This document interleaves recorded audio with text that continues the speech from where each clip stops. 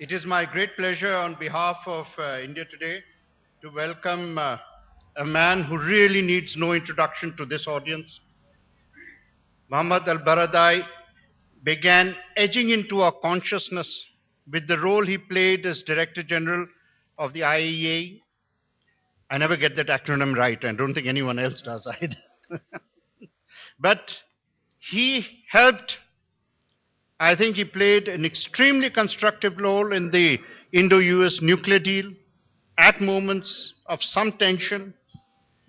And his leadership of that phase, I think, brought him into the consciousness of us in India. But more than that, his career, both in his own country as well as an international bureaucrat, has taken him to a pinnacle of which we all can be extremely proud. He won the Nobel Prize for his role as the head of the international community's watchdog body on something as sensitive and important as nuclear issues. He took, at a moment when it was very, very difficult, at a time when Washington was creating and anxious to create an international consensus on Iraq for what was probably George Bush's greatest adventure or misadventure. And Mr. Elbaradei stood up against that. His expertise could not be challenged. More important, his integrity could not be challenged.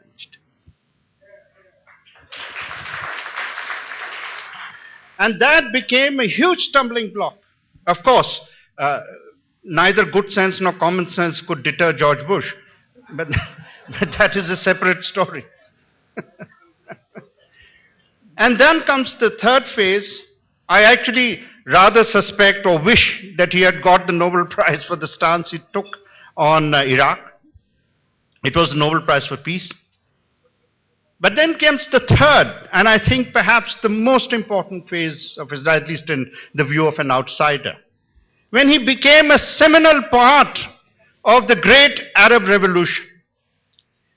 What we are witnessing today in the Arab world should not be dismissed as something that happens only in newspaper headlines just because it is contemporary.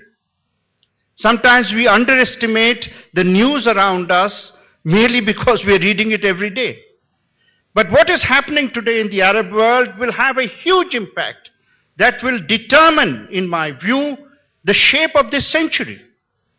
The shape of this century and the world, hopefully within our lifetimes, the world between the Nile and the Ganges will change so immensely because of what is happening in the Arab world that I don't think we fully comprehend properly at the moment what we are going to see. Even today, as we talk, regimes which thought that they had fought back, the people's mood and the people's sentiment are finding it that once the people change, they cannot be repressed as easily as has happened. The age in our country, of course, we shifted from colonization to freedom. But in much of the Arab world, they shifted from colonization to neo-colonization. Mr. Elbaradei himself has described it in an interview to Headlines Today as the first time in 1,000 years that a pharaoh has been removed by a popular uprising.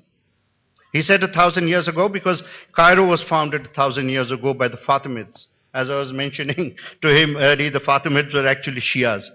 And they came back to the Sunni fold only after Saladin Ghazi came and conquered Egypt. Well, that's a private joke between two fellow Muslims. Don't take it.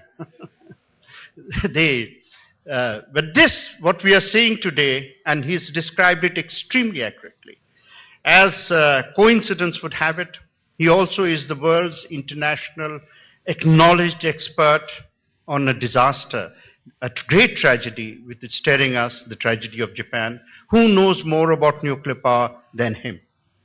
And I hope that he will be able, I know that the main issue today is the Arab world and what is happening out there, but I hope that he uses this opportunity to educate us also on the nuclear issues that are facing us, because it is something that is entering all our lives, all our fears, all our dreads. So we want either facts or reassurance. Sir, could I give the floor to you?